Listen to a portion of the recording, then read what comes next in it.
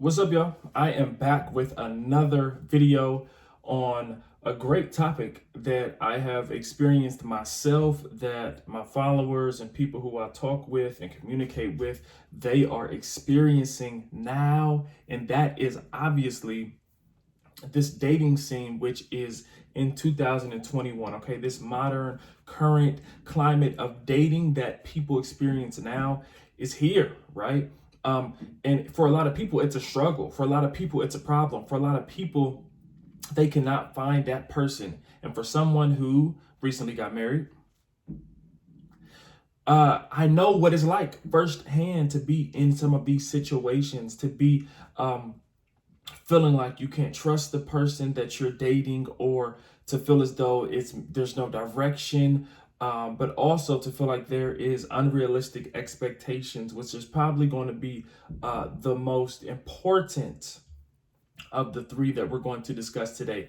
But I did a poll, okay? I did a poll on my Instagram, and I said I need 100 responses. Okay, I said I want 100 responses, and I didn't necessarily get the 100 that I wanted, but I was able to get, I believe I got 60 responses. Okay, and I just put it up for a little bit.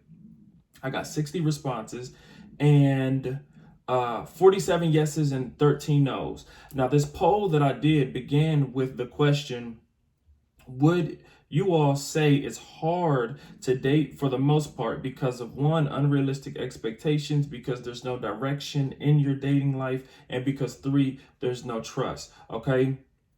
And I posed the question that way because before I had asked, what are some reasons why 2021 dating is hard? For those who do believe that it's hard, just answer it. And some of the list responses that I got were, I lose interest quickly. There's a lack of godly values. Don't want the guys who want me. Talking for too long. Can't find women who are saved and attractive. People don't take it seriously. Seems like it's an obligation. Sex seems like an obligation and it clouds everything. Trust. Can't find celibate men. Unrealistic expectations. Too many mind games. Men that only want sex. Too comfortable with dating. No intent to marry, and lack of self-awareness. So what I kind of did was I kind of crunched all this data up. I crunched these responses up into three like overwhelming topics or themes that I could get from these answers. Okay. And I said, one is trust. Okay. Trust. Number two is no direction. It's like this talking phase is forever. There's no direction as to where we're going. We're just kind of just going with the flow. And then number three is unrealistic expectations. Now, when people were talking about those expectations in here, I think they were specifically talking about with sex, like you wanting sex from me, but you not wanting to commit in return. Are you expecting me to have sex with you very early on, and I just met you? I really don't know you, but you're already expecting me to have sex with you. You're already expecting me to sleep with you. So let's talk about it. I believe that I have some solutions that could potentially help some of you within your dating life. I'm not acting like I have all the answers, like I'm a relationship guru or relationship expert, but I do have some tips, some ideas, some points that I want to share with you all that I believe can be a blessing to you all. And I want to start with trust. Trust is number one. So if you're watching this video, I want you to write down the word trust. Trust. Many of us, as we go through life, as we go through relationships, as we go through dating, as we go through situationships, as we go through these little situations, they often bring forth big problems. People get hurt. People get hurt. And so your trust may be damaged from a past relationship. Okay? Stay with me. It may be damaged from a past relationship. And so now you take that into your new relationship. It could be a good man or a good woman that you're now seeing, but because you're hurt, because your trust has been diminished, because it's been stepped on, your heart has been torn apart. Now your trust is jacked up. And so people have a hard time being open when it comes to dating. But newsflash, the thing about dating is there is always going to be some type of risk. You're never going to be able to get 100% guarantee when you are dating, when you are going on dates, when you are in a relationship. People get hurt, things happen, people get sick. Sometimes people slip up and cheat, people lie, people make mistakes, okay? And so what I don't want us to do, for those of you who may be dealing with trust issues, is to withdraw from the dating scene, is to withdraw from human and social interactions, is to withdraw from putting in the work that you need to so that you can become a better, well-rounded individual, and just go into a shell and say, you know what, I'm giving up because I don't trust this person, because I'm not completely trusting in God, because I'm not trusting in my abilities to attract the type of person that I want to attract. What I do not want you to do is bottle that up and say, you know what, I'm throwing in the towel, I'm giving up. Don't do that. The relationships are risky. Relationships are a risk. You will never get 100% guarantee. So you could get hurt 3 times in a row. You could get your heart broken, and I know it hurts. It makes you feel bad. People fall into depression. It's tough. Life is tough. Life is painful. But you will never know. You will never get closer to being with that person that you're supposed to be with meeting someone new, if you're not out there dating. I meet so many people who, because they have trust issues, they don't even get out and date, but they claim they want to be with somebody. How in the world are you going to have a successful relationship, meet a man, meet a woman, when you're not even out dating? That's like me saying I want to make it to the NBA and I'm not on the basketball court showcasing my talent. You have to showcase your relationship talent. You have to showcase your physical looks. You have to showcase your spiritual power, your spiritual maturity, whatever attributes and values that you feel you bring to the table. You have to showcase them, and that takes a level of trust. And another thing that kills me is the people who claim they have trust issues but don't have really any relationship experience. How in God's name do you have relationship or have trust issues and you really don't have experience in relationships? You really never been with a man. You really never done anything sexual. You really never got your heart broken. But because of what other people have said, see, here it goes. See, I'm getting somewhere with this. Because of what other people have said, because of what you've seen, you've now inherited the trust issues of someone else. You've now taken on the burdens of someone else. You've made their problems your problems because they got their heart broken. You now believe that any man that I date or any woman that I date is going to break my heart. And that is ludicrous. That is wrong. It makes entirely no sense. You have inherited the problems and the issues and the trust issues of your sister, of your mom, of your aunt, of your cousin, of your best friend. And newsflash, their dating experience is their dating experience. It has nothing to do with you. You need to worry about yourself, because coupling with somebody, being in a relationship and building families, especially in the Black community, is essential and important. When our marital rates are dropping, when our divorce rates are going up, when we have these low marital rates amongst our women, come on, y'all. This stuff is serious, and it's going to take a call to action. But we got to be strategic and intentional about what we're doing when we are dating. So number one, understand that your trust, number one, it has to be in God, obviously. That's a given. It has to be in the Lord. But your trust has to also be in your ability to discern who is for you and who is not for you. Okay? And that'll increase your faith, that'll increase your confidence and your ability to get out there on a dating scene, to meet new people. You have to trust yourself enough to put yourself in a new setting, to meet new people. There are some people who want to meet new people, but you're in old environments. Okay, you're too scared, you're too immature, you don't have the confidence to get out of that comfort zone and meet someone new, to go across town, to visit a new church, to go to a new Bible study. You're so closed in and boxed in that you will never give yourself permission to date somebody. Oh, y'all gonna make me preach. You have to give yourself permission. You have to give yourself permission to trust again. There is no way that relationships are going to be 100% guaranteed you're not going to get hurt. When me and my wife got together, she could have gotten hurt, I could have gotten hurt, but we took a risk.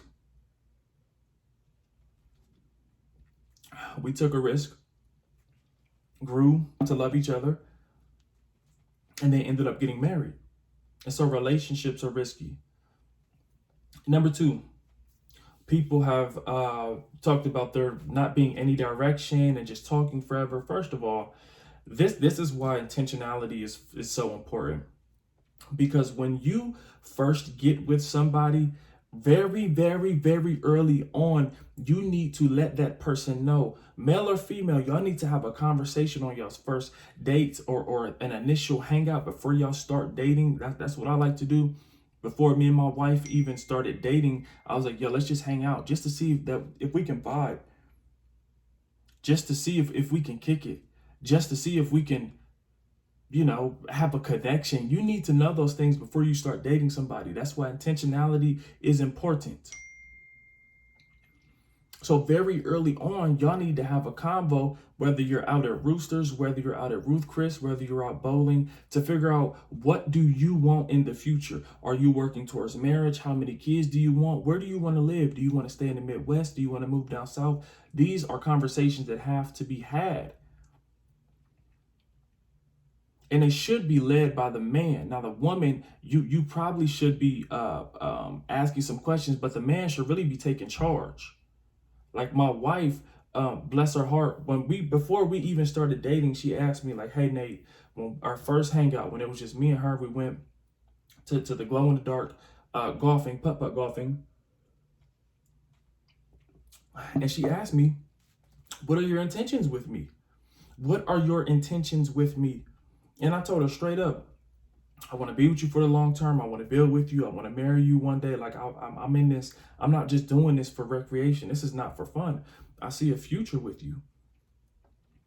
And so from that point forward, you have to be intentional. See, the problem is we will get drug on. We will get pulled around. We will hang on to somebody in this talking phase for so long because you don't want to lose that person. You don't want to step up and ask the question, hey, what are we doing? Because if you get that answer that you don't want, you're going to be forced to make a decision, probably a decision that you don't want to make.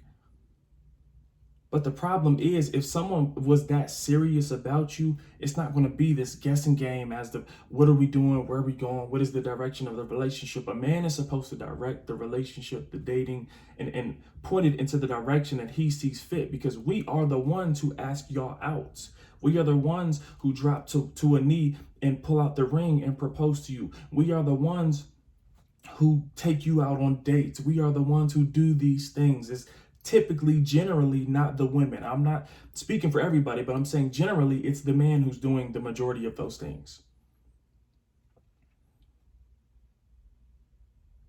It is the man who is doing the majority of those things. So very early on, y'all need to, even if you have to, see, I kind of put dates and times to things. Within the first week, y'all need to have a conversation explaining, this is where I want to go with my life. What do you want to do with your life? Where do you want to go? Where do you see us growing? Where do you see us going? Where do you see us moving? What direction? Where do you want to live? Do you have a ballpark number of when you want to get married? We are so scared to have those conversations. So scared to have those conversations. You got 30, 40, sometimes 50-year-old men and women who are scared to have those conversations. Those are conversations that your mom and your dad and your older brothers and older sisters should have told you to have. See, if everything was how it was supposed to be and we were coupled and married and in successful, happy relationships, you would have been told these things growing up. Like, my kids are going to know that when they begin to date, that you need to be extremely intentional. We're not wasting people's time out here. Because Black people, we don't have time to waste. And I'm speaking primarily to African-American people because I am an African-American man. So that's primarily who I deal with. The group that I speak with, that I commune with, that I worship with, fellowship with, is primarily Black people. And we don't have time to waste. We do not have time to waste. And so, and the other side of this is this. Even if you guys are on two different pages, aren't you glad that you figured it out within that first week on date number 2 or date number 3, as opposed to 6 months down the line? So you're waiting on this man to ask you to be his girlfriend. Y'all been talking for the past 6 months. Y'all been talking for a year. You're waiting on him to ask you to be his girlfriend. Sis, let me keep it honest with you. He probably did not have the intentions on asking you to be his girl, because he probably would have done it already. Sometimes we convince ourselves in our mind, and this goes with men too. We can convince ourselves in our mind that this person is for me, that this person is going to do this. Just listen to their actions. Actions will speak louder. They will show you everything that words are not. Actions, actions, actions, actions. And we hear the word intentionality. We hear the word be intentional, the phrase be intentional a lot. We hear it a lot. We know what it means, but many people don't apply it to their own lives, because what it does is it gets straight to the point. And it helps you weed out those people who are really for you and weed out those people who you don't necessarily need to have in your life. And so the man should be leading this dating phase, letting you know, okay, this is what we're doing. This is my plans with you. This is, let's go on here. Let's go on this date, or let's do this. He should be step by step getting you all closer to marriage, because marriage is the goal. We're not playing this game of let's just date for 5 years, or let's just be in a long-term relationship. I mean, at least I'm not. That's not something that I was interested in. If that's for you, if that's something that you're interested in, go ahead. I'm not judging. I'm just saying, for me, I believe that the Black community, in order for us to begin to build back up, to begin to grow, and to get stronger, we have to have more families, more marriages, more formalized, officially legal marriages. Because I think young people need to see that. Young people need to see that. Some people don't believe in marriage. They don't believe in formalizing it. So basically what you're showing young people, because we often live what we see modeled. What you're basically telling young people is that marriage is not that important, that it's not really a priority, that you can just be with somebody long term and it can basically be marriage. That is not a good message to be passed around to young people. Because formalizing a marriage and just living with someone for the next 30 years they're very different things. Because legally different things take place. Legally they take place. And one somewhat gives you a way to escape, because you're not legally bonded to that person. So this whole let's talk phase, come on, y'all. A lot of people who listen to me and who talk with me, we're mid-20s, upward 20s. Some are younger than me, obviously, and then some are 40s. This talking phase that's elementary, that's middle school, that's high school. Eventually, we got to come out and say, what are we doing? Where are we going? So my advice for this no direction, talking forever phase is, within that first week, what I want you to do, man or woman, I want you guys to have the tough conversations. I want you to have the tough conversations, the conversations of, how soon would you like to be married? Where do you want to live? How much money do you plan on making? Just to make sure that we're on the same page. I knew that my wife was not going to want to be my girlfriend forever. She was wifey material, but then it goes to the point of, am I a husband and are you a wife? The Bible says, he who findeth a wife findeth a good thing and obtaineth favor of the Lord. That would mean that you're already a wife, and that would mean that he's a husband. He's husband material. He who findeth a wife. And that would mean that he is finding you. But that's a whole nother discussion topic for another day. And lastly, the unrealistic expectations. Okay, the unrealistic expectations. And when people were taught, when I got the responses for the issues with dating in 2021, a lot of it stemmed around sex. A lot of it stemmed around, people wanting to have sex with you and you maybe not wanting to have sex, or having a hard time finding celibate men or celibate women. Now, you know how you solve this? Drum roll, please. If you're watching this, I need a drum roll. You know how you solve this? You don't have sex. You become celibate. You say, I'm going to wait until marriage. And maybe on some of my social media platforms, I talk about it, I discuss it. I'm going to wait until marriage. I'm not going to have sex. I'm not going to do it. I'm going to wait because spiritually, it's what I need to do, and naturally, it's what I need to do. So if you do make that decision to become celibate, which a lot of people they probably won't do. If I'm being honest, a lot of people probably won't. I mean, I'm pushing it. I'm believing in it. I'm telling people my story of how I did it. But the enemy has his hands all over this world, and sex is everywhere, and a lot of people want to just have sex. I mean, but if you do decide to do it, also understand that just because you become celibate doesn't mean that it's going to be easy to date, because you're really in the minority. So imagine being an African American person. What are we, 14% of the population? Okay. But then you take a percentage of that. Men. I'm not sure what percentage we are of the men. I know overwhelmingly, I know it's a lot more women than it is men. And then take a percentage of that to those who are celibate, to those who are Christian. So it's really a small population, right? It's a small population. And so the point I'm trying to make is the more of these requirements, the more of these standards, the more of these decisions we make for our lives over our bodies, whether it's being celibate, whether it's being a Christian, getting saved, filled with the Spirit, whether it's, I don't know, what's only wanting someone to look a certain type of way. Remember, you're asking someone to meet all of those requirements, all of those expectations. So what that does is that may make dating a little bit harder. It may prolong your dating experience as well.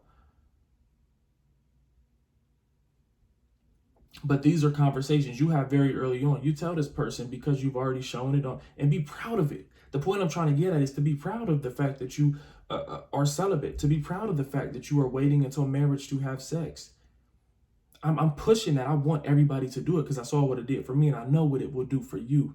Sis, brother, you don't have to have sex with somebody before you marry them. You don't have to have sex with them to get to know them, to meet them on a deeper level. You don't have to do those things. We've been told, programmed, conditioned, and taught to believe that that's the norm. But in reality, it's toxic most of the time. It's hurtful. You create soul ties. And so if you do decide to become celibate, not only do you talk about these things, because talking about it can raise awareness on it on social media and other platforms, but you live it, and then you have that conversation very early on from day one. So then those sexual expectations, they should be diminished, and eventually eliminated. Because if me and the woman that I'm dating are on the same page and we're both celibate, if we talk about this day one, what we can do is hold each other accountable. And that's what helped me make it through my 2 years until my marriage, was I had people who were there to hold me accountable. I had people who were there to hold me accountable. And so to solve that expectation of someone wanting to have sex with you, you become celibate. You say, you know what, I'm gonna wait. I'm not going to give it up until I get married. Yep. Until I get married. I'm gonna wait until I get married. That will weed out the men and women who don't want to live that life, who don't want to wait. And if they don't, that's perfectly fine with them. It's no hard feelings. We don't hate you. We don't have issues with you. That's God bless you. But I have to do this for me. And also because I hear this stuff a lot, we talk about the unrealistic expectations people place on us. I also believe that we have to make sure that our expectations are not unrealistic, that we place on other people as well. Like I told you guys, I talk to a lot of people. I have conversations, I listen, people pour out to me, I pour into other people, I pour out to other people, and I'm taking in information. A lot of people, they want this specific man. This man has to have this much money. He's got to be this tall. He's got to have this kind of car. He's got to have this personality. He's got to be a Christian. He's got to have this. He's got to own this. Or my woman, she's got to look this way. She's got to have this kind of body. She's got to have this kind of, and it's almost like you want this man that you've handmade. Like you done went to Build-A-Bear or Legos or something, and you done picked out how you want this man to be, and you're waiting and waiting and waiting for this man, for this man, for this man. And the truth of the matter is, no one is ever going to check off every single one of your boxes that you want. So you can wait and wait and wait and wait and wait. But if you wait too late, you may not have that chance to couple with somebody, to live a fruitful, loving, fulfilled life with somebody like God intended. The Bible says that it is not good for man to be alone. Man, not meaning a man, not meaning our sex, Man meaning mankind, meaning men and women. That's why Eve was created out of Adam's rib. She was formed out of his rib to be a helpmeet, because it was not good for man to be alone. This is what scripture says. And so life is meant to be lived with someone. It's meant to be built. You want to build things. It's better to do that with someone, because you're able to model it for the kids and for your kids. Every decision I make, and I talk about this all the time, me and my wife's decisions, we're working to build things for our kids, not for us. This is for our kids.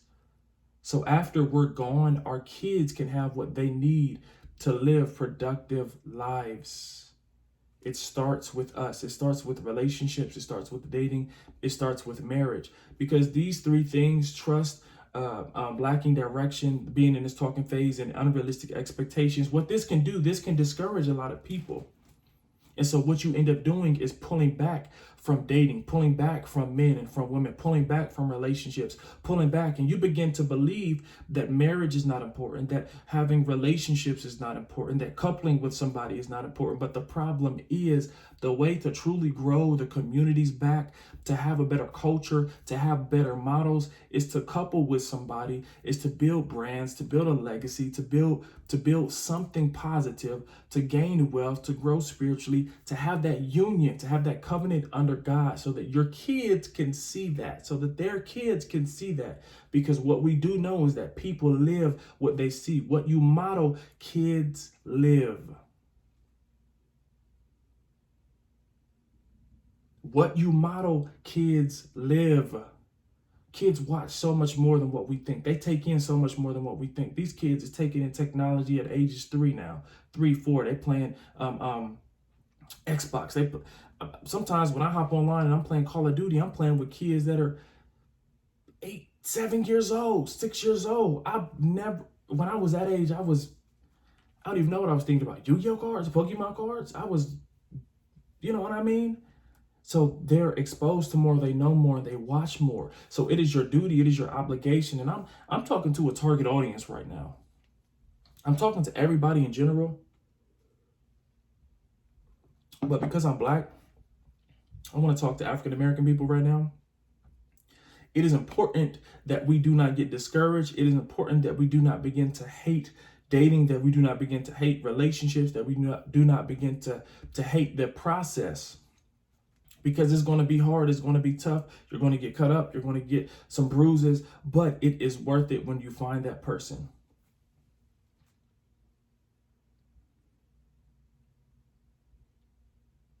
Yep. It is worth it when you find that person. Trust, talking forever, no direction, and unrealistic expectations are 3 of the main things that people gave to me and said, Nate, these are things that we are struggling with while dating in 2021. They said these are things that we are struggling with in 2021 in the world today. We struggle with these things. We can't find the one. How did you do it?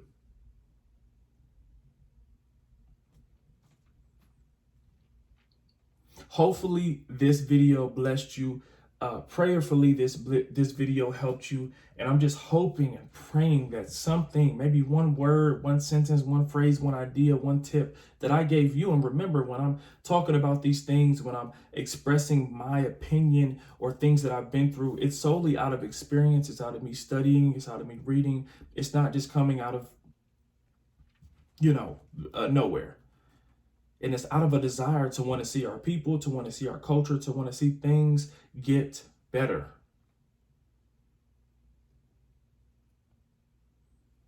So make sure if you like this video, you go ahead and hit the like button. Make sure you subscribe to, make sure you comment, share, and listen. If there are any other topics, videos that you would like for me to hit on, let me know. You can DM me on Instagram. My Instagram is Nate Jameson Speaks. That's NateJamesonSpeaks. My Twitter is Speak Nate Speak. My YouTube channel is Nate Jameson Speaks. My Facebook is Nate Jameson Motivation, but hit me up. I want to talk to you all. I want to help you all. If you want to meet with me or talk with me one-on-one, email me at natejamesonbusiness@gmail.com, and we can talk and discuss and set up an appointment if we need to, so that I can be a blessing to you, and you can probably be a blessing to me as well. So thank you so much for watching the video. That is all I have for you all today, July 9th, 2021. Peace.